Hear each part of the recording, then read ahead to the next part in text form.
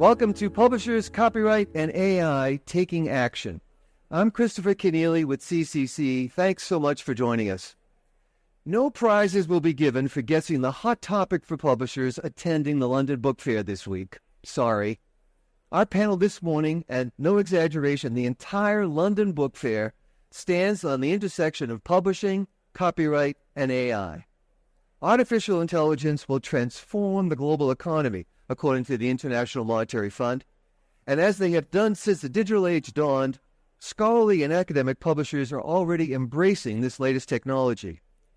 While they explore how AI can improve their business practices for the benefit of researchers and information professionals, many publishers are also proactively asserting their rights when generative AI solutions that create text, images, and other media use copyrighted material to develop and train large language models. Publishers recognize that Gen AI depends on high-quality content for success, and they contend the tech industry must seek permission for its use. What are the legal and regulatory precedents that really matter? Which measures must be in place to support innovation while facilitating responsible AI approaches by big tech? This morning, starting off 3 days of discussion, we will hear from representatives of leading UK scholarly publishers to know what they are doing when it comes to facilitating permission for copyrighted works to train AI models. I want to introduce my panel. Sarah Fricker. Sarah, welcome. Thank you, Chris. Very pleased to be here today. Very happy to have you. Sarah Frick is group head of legal for IOP Publishing, the Institute of Physics. She leads a team providing legal advice to IOP companies around the world on issues including copyright and licensing. Sarah is a non-executive director with Publishers Licensing Services and ALPSP. And also joining me today is Claire Harper. Claire, welcome. Hi, Chris. Thanks for having me. Very happy to have you as well. Claire Harper is head of global rights and licensing at Sage UK, where she oversees licensing, permissions, and translations for Sage books and journals. And I think the appropriate place to start, before we really dive into the copyright piece of this, is to talk a little bit about AI and the ways that your publishers plan to use AI to improve the variety of services you provide to authors and researchers and so forth. Because it's important to establish that this is not an anti-AI perspective. This is one that's very much about taking on AI, but doing so in a responsible way. So Sarah, if I can ask you, first of all, briefly about IOP's uses of AI and the way you're beginning to start to experiment with it. Yes, certainly. I mean, we're spending a lot of time at the moment looking into how AI can be used to make our business processes more efficient, to help our authors, to make sure that our staff are kind of concentrating on the things that really matter. So elements like routinely checking, editing, whether articles need editing or not, helping our staff use their time effectively day to day. Also, very important issues like research integrity, whether we can use AI tools to help with that side. So I think as you just said, Chris, very rightly, we are not in any way anti-AI, and we can see that there are definite benefits when used in a responsible way. Right. And research integrity, it's so important, and it's important for all kinds of reasons that have been around for hundreds of years, but it's more important than ever because one of the real threats around AI is the abuse of creating content so to try to misinform and all that. So talk about when you said research integrity, you're talking about plagiarism detection, paper mill detection, that kind of thing? Yeah, that's certainly that side of it is part of it. And I think also, as you said, misinformation is a big concern, particularly as it was seen during the COVID pandemic, where, you know, making sure that people can rely on the information that you're publishing is so important. And I think, therefore, when we take articles in for publication, we want to be sure that we have the warranties that we need from authors to be able to rely on that content, so it's original, it's been researched properly. And I think, you know, everyone would probably agree at the moment that the accuracy of some of the information coming out of the AI tools cannot always be relied upon. Right. I mean, I'm sure NASA would check first, but if you get it wrong, the spacecraft goes right past the planet, yeah. Right? And that's true with physics especially. Yes. It has to be accurate. You can't get it wrong. Yeah, absolutely. And I think unless we can be absolutely certain that the research and the articles that we publish has been tested and checked, it's very difficult to be able to pick up inaccuracies. So we are relying on that human intervention with the publication process. Right. And Claire Harper at Sage, you're a very different kind of publisher, a very different kind of content. So how are you approaching AI? Yeah, well, I think it's interesting when we talk about AI from a publisher's perspective, we quite often talk about challenges, but there's obviously opportunities as well. So at Sage, we've got an internal steering group, which is looking at AI across the business. So how are we using AI? How do we want to use AI? Looking at best practices. Maybe there's some processes that we could improve with the use of AI. But I think obviously we want to prepare for the future with these extra tools, but we also need to think about how we're protecting our content, So that's a really important part. And we want to make sure we're still kind of what Sarah said, we want to still be using responsible and ethical publishing practices. So trying to get a balance of using AI to save time, but how do we make sure it's still responsible and ethical? Right. And you mentioned the steering group, and I believe that a number of publishers are using that kind of process to really look at AI thoroughly and to understand the implications. It's difficult. It's a moving target. Things are always changing. But to have that group of all the various stakeholders in the company is really important.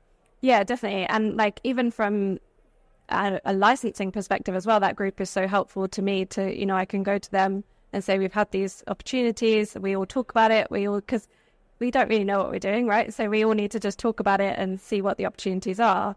And when they're looking at processes, that group is really such an important group because they, like you say, they're across the whole business. So they really know all the ins and outs of the different aspects. Right. And you told me, Claire, that Sage is already using AI tools to really make things a lot easier for authors because you're checking the submissions at the beginning for what? You're not checking for the integrity piece, but something else. The idea is that we would be checking manuscripts post-submission to make sure that they adhere to the formatting guidelines. So I think that's quite a good opportunity with AI because it will save someone time, but it won't really affect the integrity of content because it's just formatting guidelines.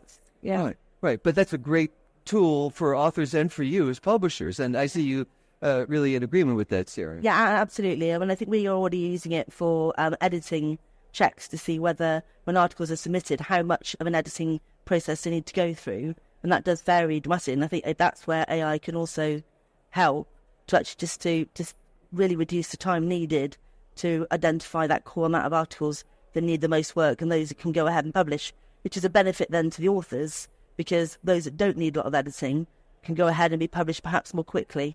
Right. And we're here in the Tech Theatre at London Book Fair, and it's really clear from the way you both are talking that publishing is a technology business like nearly every business at this point, but it's particularly important for publishing to have a relationship with the other tech providers and to talk with them about the way they're using your content. So why is it important to understand, for this audience to understand the need for permission when it comes to training these large language models? And when we say large language models, we mean enormous. They're consuming incredible amounts of content. Well, I think if you look at a number of the legal cases that are going through at the moment in the US and the UK, this is something that's a concern not only to publishers, but to the authors themselves. I mean, the authors there's some high-class actions being taken by authors because this is work that's been created, that's original, that people have spent a lot of time putting together and publishing. And it only, to me, seems fair and reasonable that if these companies want to use it to improve their tools, that they get the permissions they need from the copyright owners to do that. And there are benefits on both sides. So the big companies can be sure they've got the right version of the article, which, as you said, is so important. But equally, there's value placed on that work, and the copyright owner is getting that, getting recompense for that value. Right. I think that is a very important balance. Right, and the authors you have, they're researchers, they're pure science, but they really care about this as well. Have they talked to you about their concerns around this? Well, I've heard, so anecdotally, and not so much for IP, but in the industry, that there are a number of authors who are very concerned about this, not least because about their content being misrepresented. And there's a lot of stories about also fiction authors in particular, where their books will be written by AI in a way in their style, where obviously they're not getting any credit or any recompense for that either. So I think there are authors out there who are genuinely concerned about this, and I said are looking to their publishers to help them to get that kind of recognition. Okay. And Claire Harper, what about Sage? It's a very special kind of company, as we say. It's in the social sciences. That's a far cry from the pure science of physics. How about your business? How it views the need for permission? Why is that important to you? Well, I think the first thing to say is, the content that we publish is copyrighted content. So if you're using it without permission, that's copyright infringement. Period. Says the woman who runs the permissions. Yeah, I would say that, wouldn't I? But I think also, kind of to Sarah's point, we want to make sure that the content going in is reliable because, you've probably heard the saying garbage in, garbage out. Are we going to trust what an AI tool is telling us if it's just pulling from a random source on the internet? The internet is full of fake news. We know that. So if we can license the content in, we can kind of be a bit more assured that the content coming out is going to be more reliable and accurate.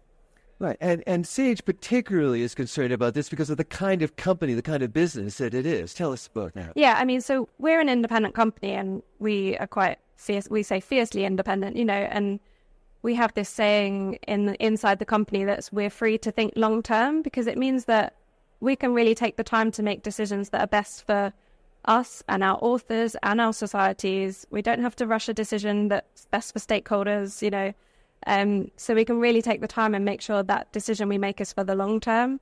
So really it's about protecting our authors and our societies. Well, as we were sort of joking, it's of course you'd say that. You're the permissions director for Sage. But how do you respond when the companies who are creating these large language models say, it's too hard to get permission, or we can get into this in a moment, but also, well, it's just fair use. But let's start with the it's too hard. How do you respond to that? I'd probably say, have they tried? Because like Sarah said, there's multiple lawsuits that we can point to that indicate they didn't try to get permission first. So I think as publishers, we're trying really hard to make sure that we get streamlined processes, we get ways of licensing this to make it as easy as possible, because that's in our interest as well. We want licensed content to go into it. We want to be remunerated for that content. So we want to make it as easy as possible. So I personally wouldn't say it's hard. And you're not saying we want to block this from happening. You're saying we want to facilitate it. Yeah, absolutely. We don't want to block it at all. I think from our perspective, it's better to license it than to block it. And I'm sure in time we will see some licensing options become available. I think having a collective license would be great. We've seen it in the past, right? So photocopying came about. It was very disruptive to the industry, but we found a way to license that. So I feel like we could do that in this case as well. Right. Do we have to stop and explain what photocopying is to some people? Right. Everybody here knows what a large language model is, but they may not know what photocopying means. So, Sarah, what about that? What the responses of these companies has been, it's just too hard, as we say. Talk about that. Yeah, I would totally agree with what Claire just said. I think it's easy to say that. I would be very interested to know what these companies actually done to try and get licenses, because I think the industry is trying, but it's a very complicated area. As we've said, it's very fast moving. Nobody wants to get it wrong if they can avoid it. So coming to a license or a collective license is not an easy process. But I do think that maybe individual publishers having their own licenses together with the collective licenses, to me, is the best way forward, because then all parties know what they can and can't do. It's very clear. Nobody has to rely on a copyright exception that may or may not cover them. And it's much easier then to move ahead. But I do think the argument that it's too hard, I can't do it, doesn't really hold up at the moment. Right. Well, I do want to talk about licensing and the difference between sort of the bilateral licenses that may exist and the collective licensing. But maybe first we can get to the point that some people are talking about having exceptions in the law that would allow for this in a statutory way. And I know you're an attorney. You would not be for that. You don't like that. But there are real reasons for that, not just for the business sake, but because those kind of exceptions really never work in the end. No, and I think a copyright exception is only really meant to be introduced if it's the kind of last resort, if you like. If the industry can't manage something themselves, then an exception has to come in. And I think it's too early to say that we can't manage it ourselves. And I think at the moment, doing a copyright exception would be putting a line in the sand and saying, this is what the exception needs to cover. And we all know the AI models are moving so quickly, an exception could very well be obsolete tomorrow. So I think we need to just try and see first, is an exception needed? And let's explore other options first. Right. And Claire Harper, is an exception needed as far as Sage is concerned?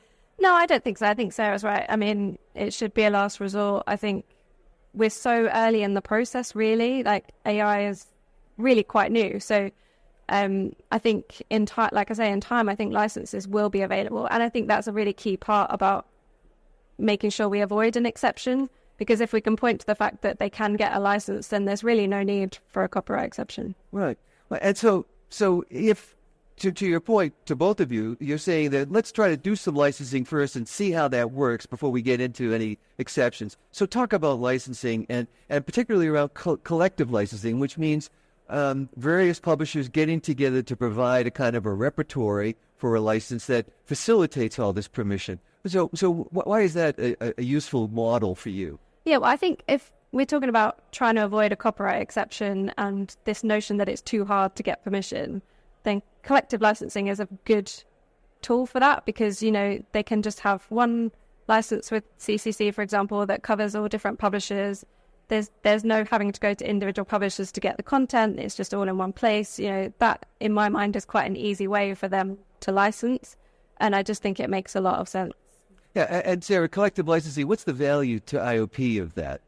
I think for us, as not a small publisher, but not one of the really large publishers, to be able to kind of to put our content into a collective license means that we are able to get our content out to the companies who perhaps might not come to us directly to begin with, reach those companies, have an agreement with them, and be able to move forward. So for us, there's so many advantages to collective licensing, because I say from the actual user's point of view, they get the same rights for all the content that they license. We know it's being kind of handled correctly, and therefore we can kind of step away and let the license do its work. Right. And I think that the really important piece about licensing for all publishers, but particularly for a publisher like IOP and maybe for Sage, is it empowers you. It gives you a role in this process. And I think a lot of publishers, certainly at the beginning when OpenAI launched ChatGPT, thought, oh my goodness, they've left us out of it. But licensing puts you right at the center of it. Yeah, absolutely. And I think we know that our content is probably going to be very useful to these companies. So it feels now the right time to be able to say, okay, here's the content, here's how you can use it, and then these companies can come and get the license that they need. All right. And Claire, what about that part? I mean, Sage wants to have a real part in this revolution because it's going to change publishing as much as it's going to change how we interact with retail, with our healthcare, and all the rest.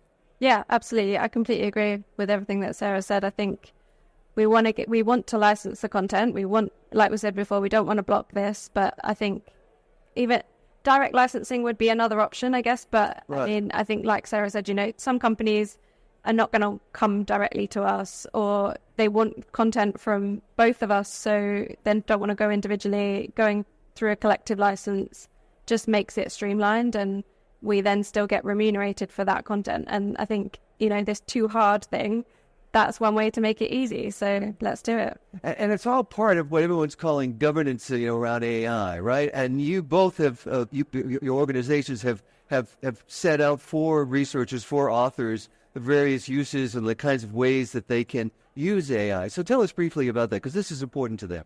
Yeah, so we do have a section in our author guidelines that kind of states that the authors need to disclose if they're using AI within the content. So that's kind of where we're at the minute, is just trying to get everyone to disclose if they are using AI in the content. And then obviously we're getting questions from the authors about how we're going to protect the copyright of their content. So that's something we're just really working hard internally at the minute to try and make sure that we do still protect their content. Right. And Sarah, the same? Yeah, absolutely exactly the same, really. I think you said we want the authors to tell us if they're using AI, and yeah, as Claire just said, to actually, in terms of then the authors are turning to their publishers, turning to us and saying, how are you going to help us protect our content from the AI models, and what steps you're taking.